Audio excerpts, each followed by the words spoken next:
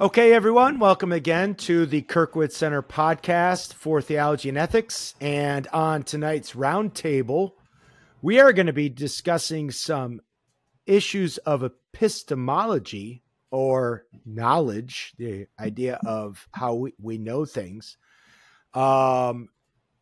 based on an article from a peer-reviewed journal put out by the Harvard Kennedy School called Misinformation Review. And the article is by it's a study, article about a study from two social scientists, Matthew Mettler and Jeffrey Mondick, both from University of Illinois in Champaign-Urbana. And it's on the question of political affinity and the ability of people to distinguish between facts and opinions. So I am joined tonight by my vice president, Lenny Esposito. There he is. Good day. Hey. And Logan, I don't even know what you do anymore. I know Lenny's the vice president. Hang out. Hang out. You're back from whatever political dalliances you've been having. Quite a few. The Trump-Vance campaign through your Claremont Institute connections. But Logan Zeppieri is with us tonight as well. So, Lenny, let me go ahead as we start off on this, because this was an interesting article that you brought to our attention. And I think it's one that's relevant to our Christian understanding of maybe truth. This is a truth issue. And also how it plays out maybe in our political life. So let me share the screen here so we can take a look at the article itself. Yeah, what caught my eye on this, of course, there's been a lot of talk, especially as political campaigns go on and more political activity happens, about questions on what's misinformation, what's fake news, what is opinion versus fact. And this article from the Harvard Kennedy School, as you said, it's coming from a peer-reviewed journal. Now, to most people's ears, the statement peer-reviewed journal means that it's scholastic, means that it's gone through the most rigorous process. And as we'll see, my question to them is that a fact or is that an opinion? Because just because it's peer-reviewed doesn't necessarily mean that it's reviewed to pass critical muster. It may just simply be a bunch of folks, as we see in a lot of critical race studies, critical theory studies, where they're just kind of congratulating one another through the feedback loop. Well, okay, so that reminds me, but as we get into this, you know, it reminds me of a quote that I think goes back to Richard Rorty, the sort of postmodern philosopher, who I also believe was the grandson of Walter Rauschenbusch, the social gospel preacher, who said something to the extent of truth is whatever my colleagues in the academy will let me get away with. So we should, and we have to do this. We need to be critical, even of things that claim a sort of academic rigor or status. So as Christians, we can never expect that sinful human beings will simply pump out that which is utterly correspondent with the truth, right?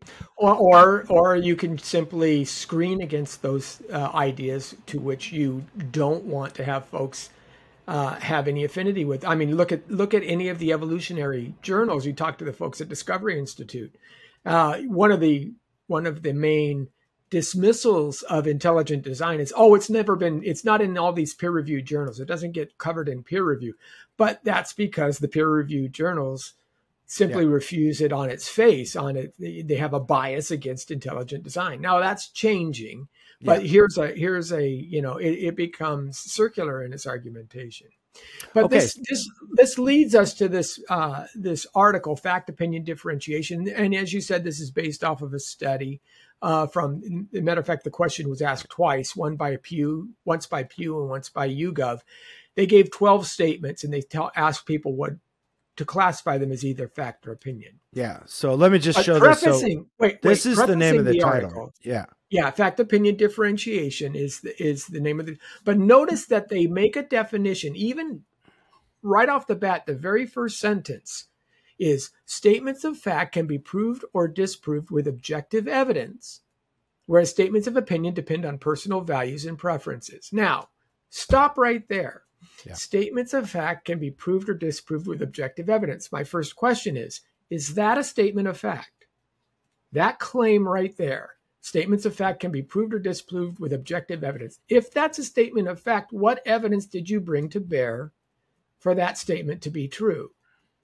Because to me, it sounds a lot like logical positivism. It sounds like, this idea that you can only claim something as a fact if you have some external referent upon which to draw. And this statement of fact, how are they defining it? How are they distinguishing this piece of definitional acumen to make their case? Because their whole case is predicated on this. Yeah. And that was the first thing that just caught my eye right away. I went, wait a minute, that sounds really, really narrow to me. I think statements of fact are broader than that. I think statements of fact can be things that we don't know with 100% certainty, but we have good reasons to believe they're true. And some of those reasons, maybe that's what they mean by objective evidence. But again, the term objective evidence might be wishy-washy. It tends to point to scientific processes or statistics or things like that. So we got to be careful. And not all facts are true facts, right? Right. Some statements claim to be factual. They're not claiming to be opinion, but they're just simply wrong in their facts. And they do point as a fair, they're fair in pointing that out. So I think that's an important point as well. But right off the bat, I bristle a little bit at this saying, this doesn't feel quite right. It doesn't feel like they're actually really looking to all the aspects of what makes a fact a fact. And so that was my first red flag in approaching the article. Yeah. So I had maybe a similar reaction, maybe for a slightly different reason. I mean, I assume, one would probably assume at this point that if it's a social science sort of study, which it is that, it's going to bend strongly to some kind of empiricism, right? There's going to have to be what we'd call empirical evidence that can be quantified over in such a way as to where it has something like a Karl Popper type falsifiability criteria. And right. That's fine, because you could just stipulate that and say, well, this is just how social science works in the academy. I guess where my concern lies is more in that first sentence is with what will count as evidence, right? Right. And I did identify 3 sources of evidence in the article that they seem to validate. One, and we can get to that in the future. It basically seems like they validate what we might call memorial or historical evidence, source of evidence, right? Because that would be where you get statistics from. And then also they validate the conclusions of scientific experiment is also seem to be implied. And then but then they also say something about mathematics, or they allude to mathematics, which of course is not an empirical source, but they also seem to say that the givings of mathematics are sort of factual in this sense. So, but that's where, like, I guess as when I was reading through, I'm like, the study doesn't seem to, it's a fairly superficial analysis. It's not going to go deeply into what counts as facts. When do we have access to facts? And so on and so forth. Because, you know, and I'm now, if we had Doug Guyvet on here, he'd help us out with this a little bit more. But, you know, there's a debate about what a fact is, you know, in epistemology. For example, I mean, between Democrats and Republicans. No, right? no. Well, I'm talking even more broadly than that. You know, statements of opinion depend on personal values and preferences. It seems to me by that definition that they're excluding things like moral facts. Are there moral facts? Right. You know, right. and if it values, yeah. I mean, values would be another word for basically moral. And just because something falls into a value category doesn't necessarily mean it's not a fact. Again, that's the part that concerns me, because then they say if you botch this, if what you're saying is an opinion, or if what you think is an opinion is a fact, then you're going to be, what did she say? You're going to have resistance of corrections to misinformation. Well, yeah, it seems like, and there's three, and probably scroll down and get to that. Was there anything more you wanted to comment on in just the abstract? On the basics? No, not on. Just on again, we're only in the synopsis. We're not even into the article yet. There is, because what they're trying to, I think go ahead, Logan. Well, just before we move on, there is at least at the face of it a question of where does like experience, because playing into the categorization, is it objective? Is it considered a personal value? I don't think people talk about experience as personal values or as necessarily preferential. Generally, experiences aren't preferences. But then you'd also, and again, that's the simple way of looking at it. The second one, I guess, question I would have is, and then when you range over, so for example, they are social scientists. So the question of when you make an assessment of a range of personal values or a range of preferences, does it automatically make them questions of opinion versus objective evidence of those opinions? So before you even sort of raise up to sort of the analysis of those things, it really comes down to, I guess, perhaps how they're going to ultimately define objective, right? So those would be the two additional things I think I would add. Right. Yeah. And then, I mean, there's a kind of a basic empiricist presupposition, right? So again, here's the article. And Lenny, I don't know if you mentioned it, but mention it again. What's the importance of the Shorenstein Center on Media, Politics, and Public Policy? I don't know if you mentioned it. Yeah, these are the folks who say the press would look to say, oh, if they've labeled this misinformation, then we know that it's misinformation because this is coming out of a scholastic. These are right. They're going to be fueling the Facebook, misinformation police in some of the different social media circles. They're going to be bringing pressure to bear when governments come in and try to, sue people for misleading or misinformed posts or things like that. When all these legal ramifications, I think, follow from this, because these are the quote unquote experts. They've devoted their scholastic lives to understanding this, is how they would be framed. And they might not necessarily have a good philosophical background. As you said at the beginning, there's a whole area of philosophy called epistemology, which just means how to know. Knowing. Epistemology means knowing, and how we know that we know something. But they may not be versed in that. They may be coming from the social sciences background, and because of that, they could be very keenly missing specific aspects of a critical debate here. Well, and just to be clear too, the goal of the study is to find out whether or not what they call effective partisan polarization, which is one of these social science terms, which is basically your affinity for your own political party. Right. Whether or not that distorts your ability to distinguish between a fact and an opinion. Okay, that's the goal of the study.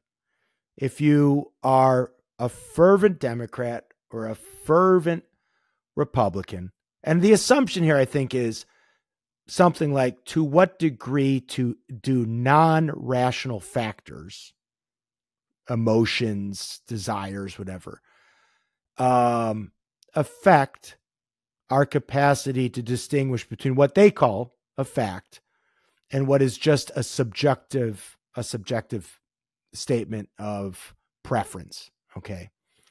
And we're pointing out here, and this is in an important journal.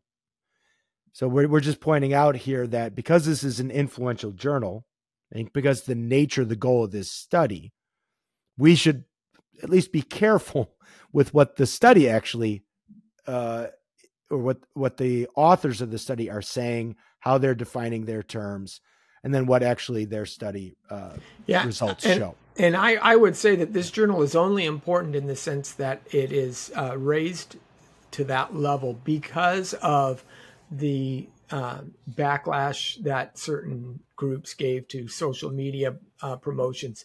Really, I would say from the start of COVID. Before COVID, you knew that everybody was saying everything, and the internet was kind of the Wild West, and people kind of understood that. But all of a sudden, after the COVID pandemic became something that the government had officially sanctioned protocols and positions that are being disseminated, if you countered those, then it's misinformation. This is where these terms start to creep up. And then it became pressure from the Department of Health and from the executive branch and Mark Zuckerberg just admitted this, that the federal government was putting the screws to him to police this stuff, even though we find out that all the stuff that they wanted them to remove was actually factual. Turned out they were to calling be it misinformation. They were saying it wasn't fact, that it was just partisan. And that's what concerns me, because in their third bullet of their conclusion, they say faulty fact opinion differentiation produces meta-level misinformation. And they consider that individuals disagree not only on the facts, but also what facts are. What facts are. And so again, isn't that a little bit of begging the question? This is what we're trying to define here. And that's why it's concerning me. So it is an important journal in the sense that all the spotlights are on it. And I don't know how many competing journals in this area even exist. There might be one or two, but I'm assuming that there are new schools that are just creeping up that are dealing with this idea of fact and policy. Of course. It's all brand new stuff. So how critical are they going to be of other authors in this field? We don't know yet. We don't know how well challenged this field actually is, or if they are marching in lockstep themselves. Well, let's go through it. I would say, I didn't find at least this article about the study, because it's just really an overview of the study. I didn't find it terribly egregious. I just found it a little on the shallow side with regards to the epistemic debates that are ongoing live debates in philosophy. I felt like, they're trying to simplify things a little bit too much, and that certainly could lead to problems. But let's go through it a little bit. So, go ahead, Logan. And maybe that's like sort of the double-edged part of this, is that you do have, they're social scientists, they're not epistemologists, and there is a master distinction. It would be like asking a mechanic, like, if you were to say, like, can you explain to me how the engine works? Now, they might be able to say, well, this is how it fix it, and this is how the gas is injected into the cylinder heads, and blah, blah, blah. But then you ask, well, no, I meant, like, what is the sort of, like, explosive forces and the gravitational forces and the efficiencies that are actually conceptually understanding how a combustion engine works. A mechanic won't, at least the scope of the study, the mechanic wouldn't be able to explain that. And so, as you just mentioned, there's going to be a built-in superficiality in this article about facts versus opinions, because that's not their study. They don't study. No, that's fair. That's fair. And that's why but that is something that should be that should be like social scientists. They're operating within a preset framework. They're stipulating that this is the way they're going to do things. And I was just saying, like, as Christians and hopefully well-informed ones, we would want to still then at least step back and say, what is the preset framework within which they're working, and is it itself valid?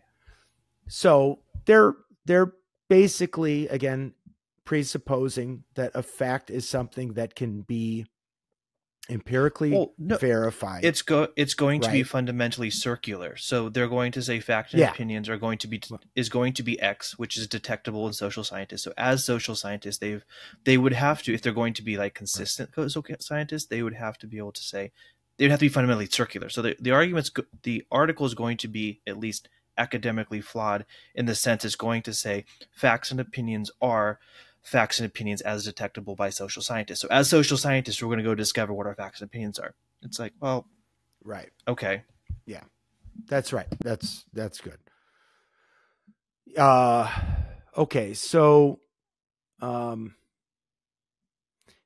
their definition, the definition that they do stipulate is, found here. Okay, they say objective evidence is often quantifiable, right? And then they give an example of like the number of votes cast in an election can be counted, right, and recorded. So that's what we'd call testimonial evidence. It comes from a verifiable source, a verifiable sources and methods such as government records. Okay, so again, testimonial evidence. In some instances, objective evidence can be obtained from scientific testing. Okay, so scientific experimentation, they validate as a reliable source. And they give an example of water boiling and everything. And then down here, they also use the example of arithmetic or math as a factual claim, although that's obviously not an a posteriori claim. That's an a priori, but it's an a priori synthetic claim. Right, Logan? Correct if I'm wrong. My this might be a little shaky at this point. That's probably outstripping anything they're thinking about. But yes, okay, I guess. All right. Well, we got to hold them to the fire, though. I mean, they're working for Harvard. They're supposed to know something. Oh, these are all arguments against them. Like, what do you mean by that? And they're like, well, it could mean anything. Well, okay. I do find it interesting, the example that they chose, though. They're saying objective evidence is quantifiable, say, change in the national unemployment rate, and it comes from verifiable sources such as official government records. Now, we know that the unemployment rate that came from the government records was completely wrong a year ago. Up to, June, we were hearing numbers that were intentionally, I would think, off. I don't think somebody just made an error in arithmetic here. I think the Biden administration was actually giving out numbers that they wanted to give out as opposed to things that were so. Right. I find it fascinating that this specific example. Now, this was written used. Before, okay. This was written before the adjustment to the numbers for unemployment. So that's why I you read it and you start to giggle a little bit. You're going, how's that fact doing? You're saying that we're questioning if that's even a fact. Maybe it wasn't a fact.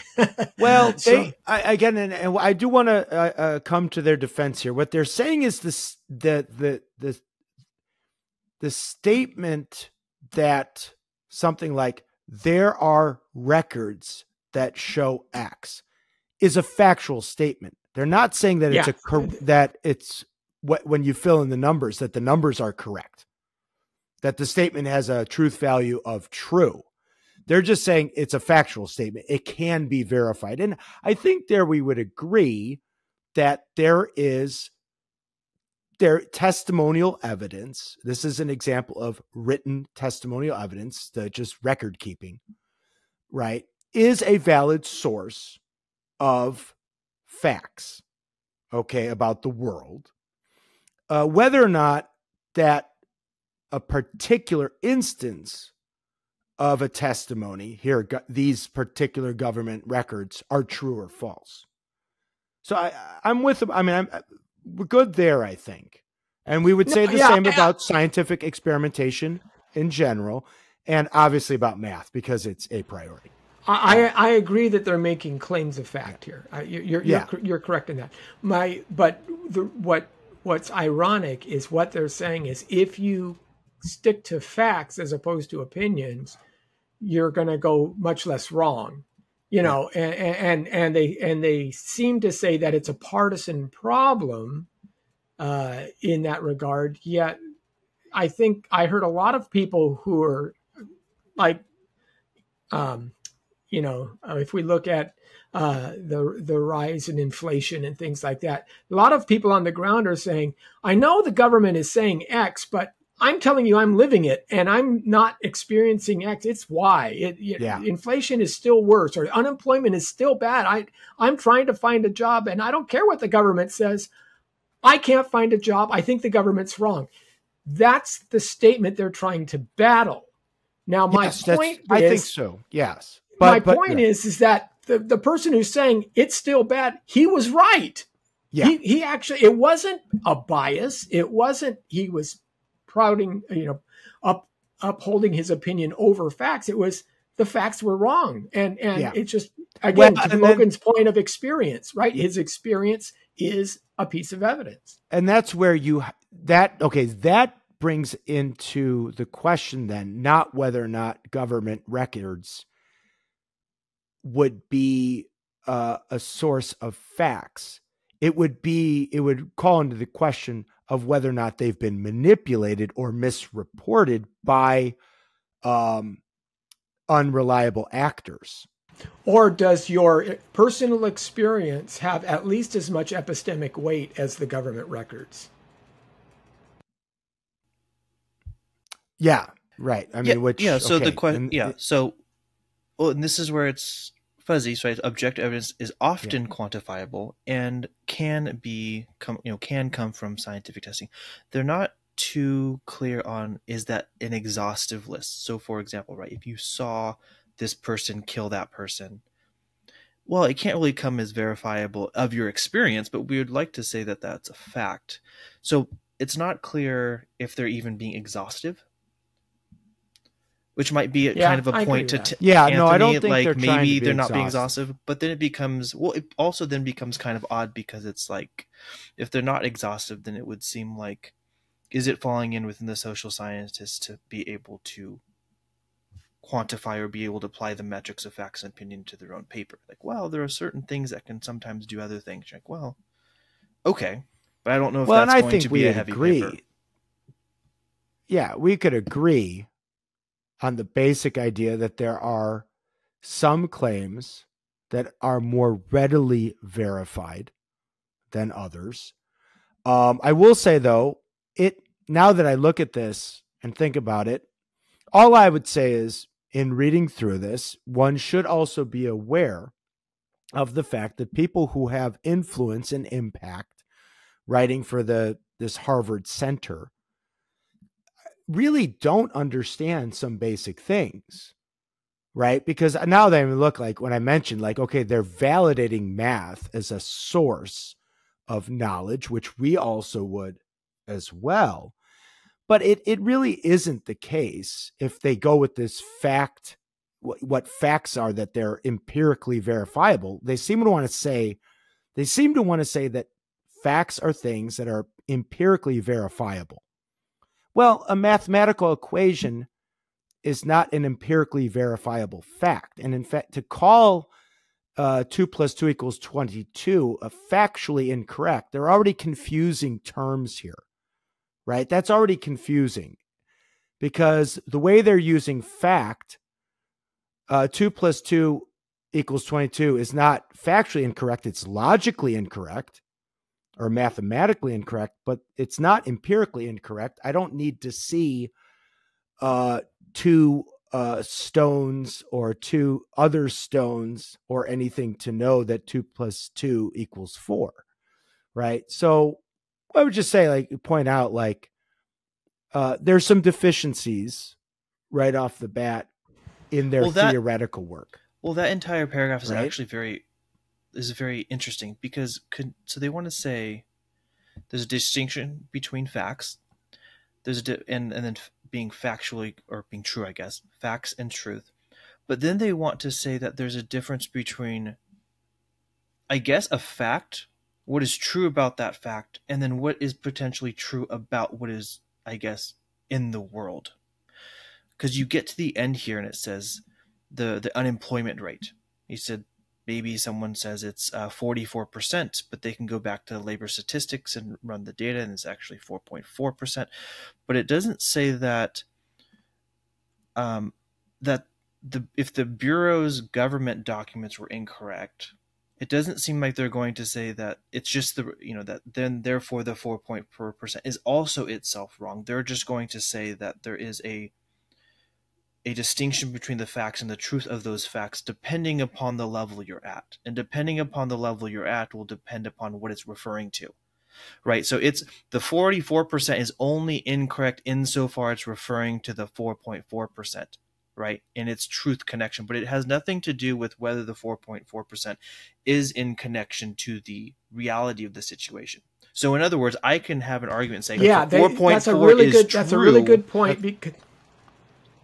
Right. Right.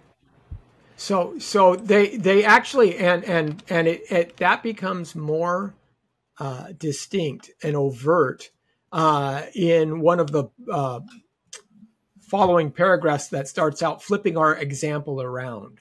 So they write, flipping our example around, flawed fact opinion differentiation can also lead people to see facts where they do not exist. When a candidate insists, quote, unemployment is too high, that is an opinion. It is an interpretation of current conditions. Now, full stop. To some degree, you're right. But if you are looking at the unemployment and you're saying over the last 100 years, our unemployment average was, say, 7%, and today it's 15%, that's more than just simply an opinion. That's an outlier, right? It's the same thing as saying, well, for most people, your HDL cholesterol has to be under 80 and yours is 150. Yours is too high. You would never say that that's an opinion, just because you're dealing with statistical averages. And I think they're playing fast and loose with these ideas to make their case. Okay, Lenny, that's a good point, because I felt that now maybe we'll do, the fact opinion dichotomy is too simplistic. And what they have not mentioned is a third category, which I would call interpretation. Yeah. Something like the interpretation of the fact, which then raises the question of whether or not maybe the better word here is the evaluation of the fact. And whether or not some evaluations are better than others. Okay. And I think they're missing out on that, because it's not, you're right. I mean, saying something like the unemployment rate is too high when you have a historical precedent of it being like around 5 or 6, and now it's at 15. That's not the same as saying like chocolate chip ice cream is the best flavor of ice cream. No. Right. There's a difference there. One is clearly an opinion. Right. I'm not going to, argue over the chocolate chip ice cream being the best flavor of ice cream. It's subjective preference.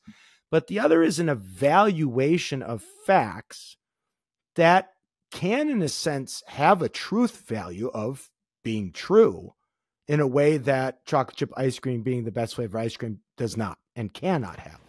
Right. And where I'm most concerned about this is a statement. I mean, they allude to something in one of their questions below. But if I were to say the statement abortion is murder, would they consider that a fact or an opinion? I would love to find out how they classify that specific statement.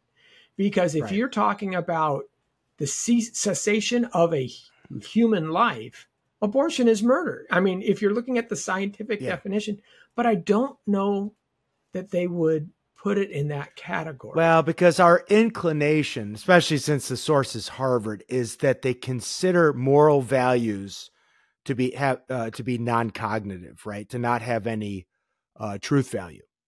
So that they're probably assuming some kind of emotivism or something with regards to well, moral question number 8 in their 10 question survey was abortion should be legal in most cases. Yeah. So here are the questions. They didn't state it as abortion is murder. Right. But they didn't. But if abortion is murder, again, you have to go beyond just the statement in and of itself, because there are implications for these things. So here are the 12 questions. I actually thought they were I thought that they weren't terrible in the sense of, I would agree that the first 6 are statements of fact and the last are statements of opinion for the most part. Well, I would argue that number 7 has some significant flaws. Immigrants who are in the U.S. legally are a very big problem for the country today. So is it a big problem because it's a violation of the law? Does that by itself make it a big problem? Yeah. Because if that's true, then immigration is a big problem. It is, everybody who's in the U.S. illegally is violating the law, therefore is causing a problem. Is it a problem for Harris's political campaign? It's absolutely a problem for Harris's political campaign. Is it a problem for the border towns? I think that we can bolster enough evidence. It depends on what that becomes an actual statement of fact, and it just is too easily dismissed as a statement of opinion. Yeah, no, that's a good point. Some of these are I think I made this point before. I just have this issue with social sciences in general. You can never create a survey with like a one statement thing that the language is always too vague to fully capture what somebody actually believes on an issue. Or even hear whether or not we can formulate an utterly pristine statement of fact that has no sort of, maybe potential subjectivity in it, or that we can formulate an utterly subjective statement that has maybe no potential for objectivity in it as well. So there's just vagueness in language. You're right to bring that up.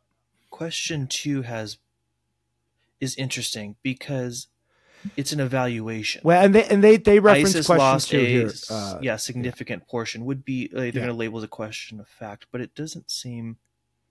It is an evaluation. Well, they do a footnote here, or is it percentage, saying that some have pointed out a significant portion could be interpreted as subjective. Now, I would also say, so they did do that. I would also say though that you'd have another problem with number 4. I think. Healthcare costs per person in the U.S. are the highest in the developed world. Well, what counts as the developed world would be another kind of thing. So, and what counts as healthcare costs are they? How much of your taxes that you're paying to the government count in that pool as well? I really don't know. I mean, I tend to believe that statement is true. Just by understanding the modern U.S. economy and the healthcare economy. But I don't know if they're calculating all of the tax burden that some of these other countries have to carry in order to, or the personal out-of-pocket costs people have to endure because they can't get the operation that they need. They're on a 2-year waiting list. And, I don't know how all those things plan out. Logan, did you have something else you wanted to add? I think I might have cut you off. No. It was just me going through, and if you look through these, they do blend significantly. What would be considered statements of fact versus maybe interpretive or maybe normative or evaluative claims, and it goes both ways. So, like for example, questions of what's considered essential. Well, in philosophical language, essential can be identified, and it could be quantified as well, depending upon how you define essential. This is question 9. Or for the health of the U.S. economy, could also be quantified if health is defined. So some of these are not necessarily evaluative, but is being assumed to be evaluative. So, for example, to say like, you know, a person needs at least a gallon of water a day for their health. You could say that's quantifiable. You could say yes, that is not a statement of opinion. I mean, I'm not sure about the gallon part, but like you could verify whether or not that is what is necessary for an individual. So if you say the health of the U.S. economy, presumably that is not broken, or it's functioning in a proper way, like maybe some sort of organizational respiratory system or something like that. So it does go both ways, and it goes to the point that as social scientists, they don't wrestle with questions about normativity or questions about evaluation like a philosopher would. And primarily, social scientists presumably would be the beneficiary of the philosophical work that has already been done. And this goes back to the cart before the horse question. It's like either it's interesting for the paper, all we need to do in evaluating is ask the question, are they consistent and therefore circular with the premises that philosophers have handed them down? Or are they inconsistent, in which case they're going to be trying to do philosophy, doing the meta work, in which case they're totally incapable of doing by the recognition of their own specialization.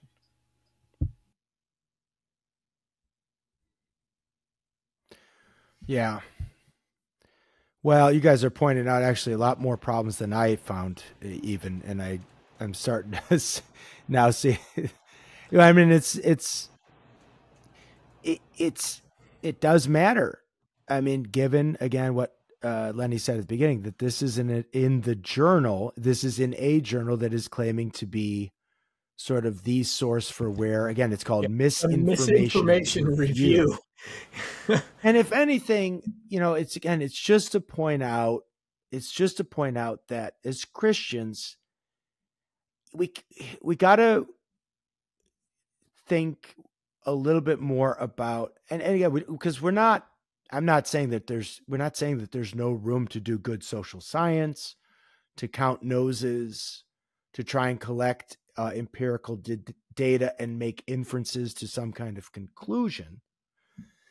But, I've constantly challenged with people throwing out statistics and numbers on things like, I'll get this often when I write something on transgenderism, and it'd be like, oh, well, reports or studies show that people who've had transgender surgery are generally happier, than before they got the surgery.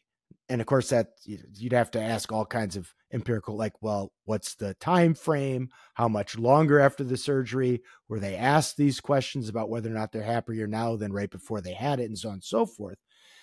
But there's also just, in principle arguments that we need to just make, right? Look, in principle, this is wrong, regardless of what some studies may or may not show, okay, about happiness levels or so on and so forth. And that's so we got to be, I think, willing, because I've seen a tendency, especially over the last several years, I guess, of Christians being swayed by scientific studies to sort of give up or acquiesce on things that we know are in principle morally wrong or aberrant or unhealthy. We know them from, if not from the Bible, from the natural light of reason, right? So social studies, it might be, they can be useful, but and this might be like, I don't know if that makes sense. I'm just trying to get it. Well, yeah. Well, this is what I'm trying to, like, what you're saying is spot on. And I think maybe the issue is like, people they'll make articles like this, and then there's like very fundamental questions that we ask every day, or at least make conclusions on every day, that are in fact, we would say, true. Maybe they're not they're true, but they're not factual, is maybe what the article would say going the other way. But like, questions about beauty, we would want to say factually, it is in fact true, if you want to hobble that sentence together, that like a cathedral is more beautiful than a homeless person's tent. And I don't know if the best way to quantify that is to say that more people are willing to pay more money to go to a cathedral than a homeless tent. I don't know if, and I don't think the objection to that is to say, well, it's because people who are in homeless tents don't have money. But if it, what, it's like, okay, we're on a very poorly, milled road here, trying to figure out, the beauty of a cathedral, which we would all see is actually beautiful. Even if you hated Christianity, you would at least recognize a whole bunch of things that may not be directly quantifiable. And so you'd have to go down the list of all these things. So I use the example. So I've used the example in the past of a mother holding her newborn baby. Now the mother may be ugly as sin, and the baby may be ugly as sin. But there is something beautiful in the seeing of a mother hold her newborn child, because there's a telos there, there's an end, there's a design, and it also has the idea of human flourishing happening right there in your midst, right? I think Scruton is the one who says beauty is something that happens in and of itself. It doesn't happen for the right. A beautiful sunset is beautiful just in and of itself, whether somebody sees it or not. That beauty still exists because it's not dependent upon the viewer in order to make it beautiful. It just is. And so there's these issues, there are these ideas, I think. And again, when we get to things like abortion, I think they become much more important. And questions of fact as well. I mean, we were talking about ideas of even questions of identity. How can, obviously transgenderism, is it a question of fact whether it's a boy, are you a boy or a girl? Is that a question of fact, or is that a question of opinion? And they would say it's a question of fact, but the fact is based on my opinion of myself. So right there you have a problem. Or even questions of race we can talk about, if you want to go that road, because critical theorists and even our judicial Supreme Court justices define race in a very interesting way. So how do we understand that? I mean, I know we talked about this a little bit before we started recording. So, I mean, one thing there now, the way this synopsis of the study's written seems to be assuming, some kind of empiricist framework, very simplistic one, but, that it's very easy to distinguish between what is a fact versus an opinion. But I mean, there is a whole nother school, and it's very prominent at Harvard. So again, one wonders, there's a whole nother school of critical legal studies that is a branch, I think, a subset of critical theory more generally, that wouldn't make strong distinctions between fact and subjectivity, right? Objective fact and subjectivity. So that there are external realities as opposed to that something like that we can discover, as opposed to like our mind, and this sort of like Kant on steroids, our mind actively constructing not just the basic categories that Kant thought it did, like space, time, number, qualities, but that we are actively constructing our social world and our social features and our social identities, right? So a little while back, we did an episode with Owen Anderson at ASU on a speech, for example, that Supreme Court Justice Sonia Sotomayor gave back in 2001, her speech to the graduating class at Berkeley Law. This was before she was Supreme Court Justice, where she goes through this sort of idea of her becoming a Latina, choosing her her racial identity through the way she sort of lives and the social practices that she engages in. Right. So it's not so like, what's the fact? Is there a fact that she is Latina? Because it seems like, for example, this is sort of relevant to something that was in the news recently when who was interviewing? Somebody asked him about Kamala Harris's race. And he said something like, oh, well, you know, when I knew her back in California, I didn't know she was black. She never presented herself as black. I guess now she's black, you know, and people attacked him and everything. But there is a sense in where the question that Trump was asking, when did she turn black? Well, on a critical race theory view, this is a legitimate question, because you choose through the things that you practice. You choose to practice socially. You choose your racial identity. So there can be a time T, right, where it was a fact that Kamala Harris was not black. And then there's a time T1 somewhere later on where it is a fact, a social fact, that she is black. And if people don't believe that, they can go read Sonia Sotomayor's speech at Berkeley in 2001, where she talked about this idea of choosing to be a Latina. And you do that through social performance. And since social performance just like gender, you do over just like gender. Exactly you do the same thing. Performances are events that you do over time. So you can move in and out of different racial identities. If this is true, if this is the case on this framework, you can move in and out of different racial identities. So the facts can change, not based on anything essential, but just on the fact that you've done something differently and you've willed something differently over time.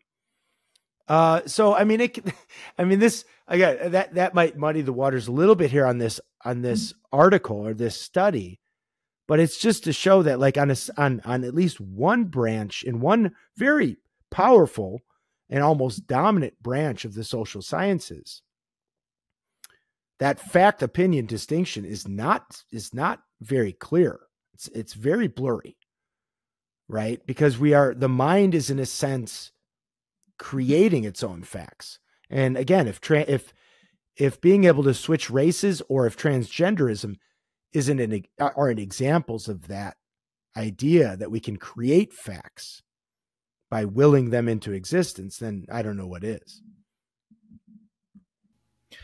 Well, I mean, everything that you said is correct, I think, of what you just said. But I think it's just so, because I'm like trying to go along with what you're saying. But what is so funny is, like, because you have the page up and I'm reading through the questions over and over again and the footnotes and those sorts of things. And it's just funny because we used to do this thing, and maybe I shouldn't be sharing this just because it's probably not very nice, but we would used to, at one of the colleges I went to, we used to go out. We used to go. This will be a soundbite here. We used to go out from our classes and we would sit in on social scientists giving their dissertations. And we would just ask the most ridiculous questions because we knew that, like in a very fundamental way, social science is sort of just a faux science. It's sort of just made up. And it's like, as strong as they hold the line on empiricism, they're not good social scientists. And as long as they hold on to their social facts, they're not good scientists. So it's kind of this weird wedge that they've been in, where they have to sort of like say, like, empirical facts is all there is, except all the social facts that we hold to. And at one point in the history of this, philosophers sort of just gave it to them and were like, well, social facts aren't real. It's just people kind of talking. And that's kind of like your science. And everyone was very happy. But there's been this like long joke that, like, maybe philosophers need to just like kind of come to terms with it and just acknowledge, like, they've been sort of like making fun of social scientists for a very long time, because like they're not physicists, right? They're not chemists. They're not biologists. They're none of any of those sorts of quantify. They're not mathematicians. They're not. So any of those facts they'll hold on to fast and loose. And, oh, we have these groups and we have these identities, which are not verifiable in any way that we would say they're science. Any other scientist would verify them. But as social scientists, they can verify them. And this is how they do it: by stipulating definitions and then arranging them in a way, and it's almost like like when we would pull these scientists' legs in their dissertation, it always funneled down to like, but doesn't that sort of sound like confirmation bias? Like, is your entire dissertation just one long, sophisticated confirmation bias? And so we shouldn't have probably done that as much as we did, but it was sort of like an academic joke we would do. But like, read through this paper, and it's kind of like a long process of confirmation bias. Yeah. Well, and it is notable that they conclude, although it's subtle, I'll say it's subtle. They do conclude, though. They have a statement in here. So so again, just to bring it back to the article, we got off a little bit, not on a real bad tangent, just a little something that's definitely tangential to this. The claim is that the more affection that you have for your party, the more you will think claims made that favor your party's political position are facts, and claims made that don't favor your political party's position are only opinions, right? And that this goes both ways for Republicans and Democrats. And one other part of that is that the more affection you have for your party, the less you'll be able to distinguish between facts and opinions. So if you're, MAGA Trump, you're always going to see a claim that doesn't jibe well with Trump, with the Trump fans' ticket as opinion, and vice versa. Anything that does jibe well with the Trump fans' ticket is going to be fact, or you're more likely to see it as fact. And if you're gung-ho Harrison Waltz, same thing. So that's what they're trying to get at. I mean, in a sense, the project itself is not bad. It really, what they're trying to gauge is how much our emotions affect our ability to critically think, right?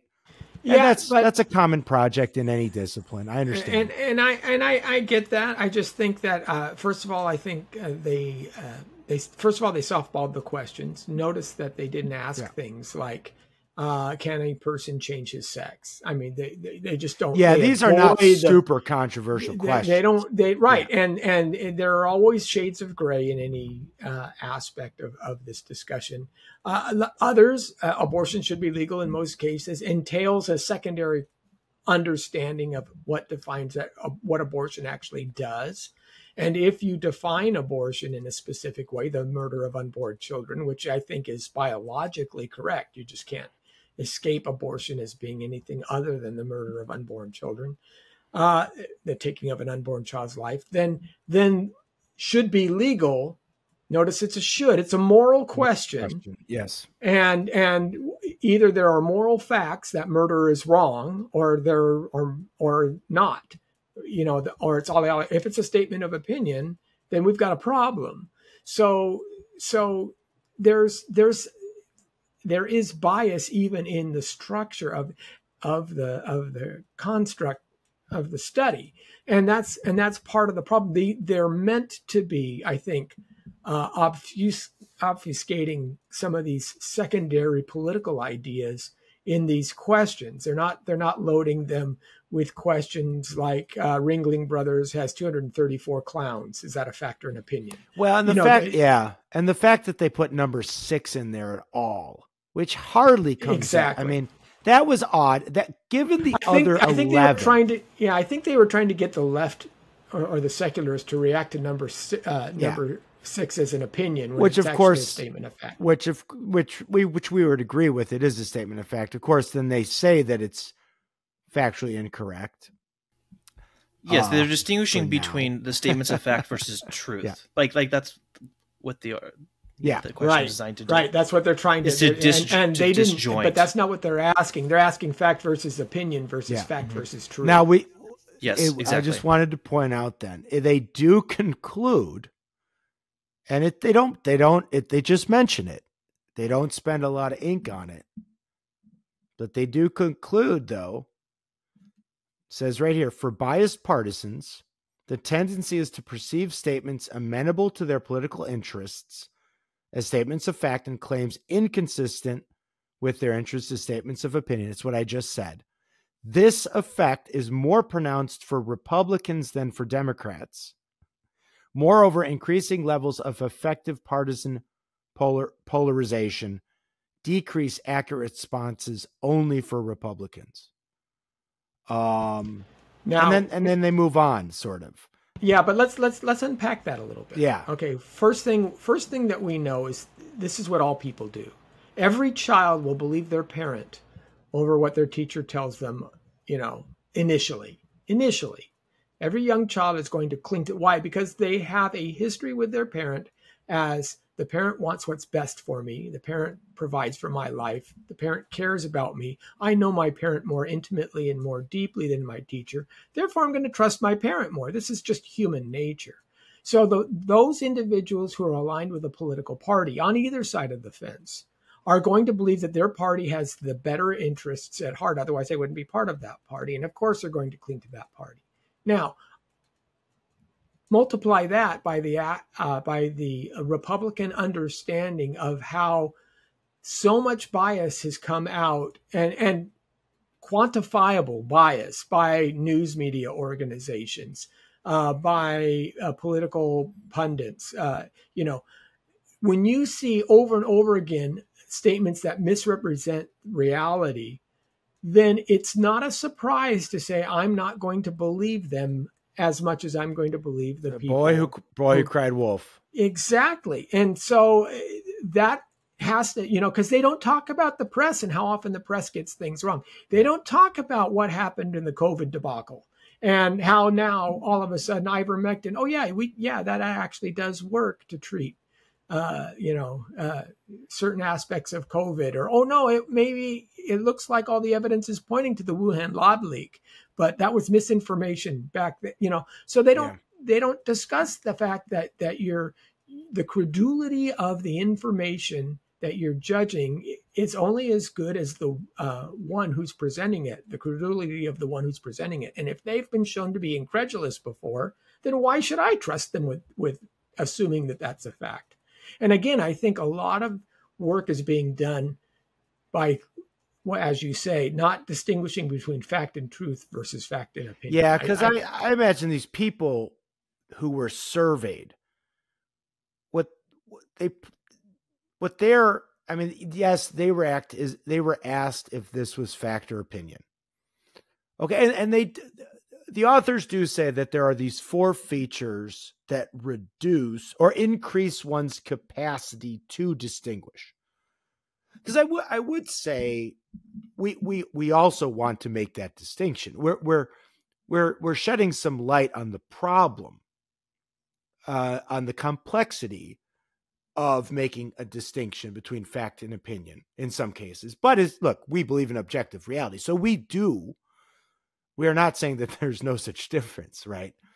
And that one cannot know the difference between a fact and opinion. We would agree with that. We're saying that that's the case.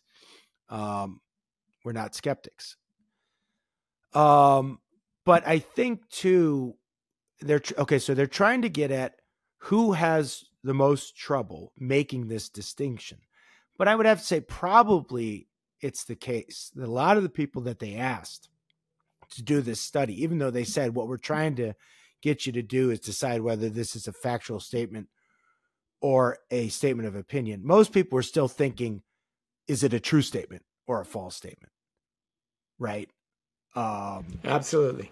And that's, I think, to your point, that when we know that we've been burned by our sources of empirical data on issues relevant to politics, and we've been burned over and over again, a natural and justified doubt arises in the mind with regards to the sources of the empirical data, right? On whether or not they're trustworthy or not. And I think that's probably embedded in this study.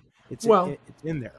Yeah, they measure. So it says they had 2,500 respondents to the study. And what they did was they classified the responses with one of three outcomes. Your response was either accurate, you distinguish the fact from the opinion accurately. It was either a partisan error or it was an unbiased error. Yeah. There was no, well, maybe it's a false dichotomy. Maybe there's more than just the two choices. Right. So there were things of that, and that's part of the red flag again that shows up. So, and it says partisan bias exists when respondents answer that claims, when the respondents answer that claims more aligned with their party are facts and claims more aligned with the opposing party are opinions. Wow, that's a lot of implication that the researchers are doing. That's a lot, because are they asking them, why do you believe that? Or are they just asking them what the opinion is? Because if they're asking, why do you believe that? And the person says, because my party told me so, that would be one thing. But I don't see that data in this study. Are they just asking what your political party is, and then they're assuming what the answers would be based on the party standards? I don't know. Again, so I worry about how the study itself was constructed. Yeah, I mean, they were trying to measure, what do they call it here? They were trying to measure, they call it the feelings thermometer. I mean, again, they're talking about, there's another social science. I'm telling you, you're trying to measure people's affections. It's like, I don't know. This is Harvard. Didn't they just have a president retire recently? I don't know. Oh man. I'm telling you, it does fall into these long, like when you start looking sort of like at the cracks of these social scientist papers, you do have to be like, what are they doing? Is this now psychology? You kind of just switch once you run into a rut. You sort of hop onto the next science. But I want to try this, and then when you get into a rut, I'll hop over here and try this. It's not. There's no domain of study for these people. Yeah, I think Lindsay, Pluckrose, and Boghossian, unearthed a lot of this when they sent out they'd written 7 bogus. One of the bogus papers that they wrote was they took a portion of Mein Kampf and they just simply changed it from the Jew to the and they got published on all these things. It showed how, they were just making stuff up out of thin air, and they were published in peer-reviewed journals, which is again why just because it says peer review does not mean that it has any social credit. And that's why I would, again, just to kind of wrap this up then, it's like for people doing like apologetics and stuff. I mean, it was when I was doing my second degree, and we were reading a couple studies on mental health studies on with regards to same-sex couples and everything. And it's just, you get to the point, it's just like where you read all these studies and you're just like, somebody needs to do a study on the studies, and you get meta studies, but then it's like, everybody's got to study, you're just going to throw studies and they'll just go back and forth. And it's never, it doesn't answer the question. And sometimes you got to just say, look, the social sciences, if they're not outright corrupt, it's not an accurate tool to assess the truth of the problem. You can stick to your in principle arguments, right? With regards to certain anthropological issues and so on and so forth. You don't always have to punt to some study, right? I mean, I'm not saying that they aren't useful or they can't be useful, but I just saw people being swayed too much. Like, oh, what does the latest study on this say? I'm like, I don't know that necessarily care what the latest study. I know this is especially wrong. Especially since the replicability of all of those studies turns out to be very, very low. Yeah, and I don't know. Maybe we got to get somebody on about that whole issue of the replicability problem. That seems to be maybe fatal to the whole project of social psychology, at least. I mean, we had David Ayers on. He's a retired professor of sociology at Grove City College. And I said there is a proper place for sociology, but what has become of maybe the social sciences since the 60s when it got politicized? I just, take it with a grain of salt. Always take it with a grain of salt. So anyways, good discussion, Lenny. We'll post that article. People can read it for themselves. But yeah, so all right, gentlemen, it's been good. We'll do it again next week. All right. Thanks Bye. so much. Sounds good. Bye now.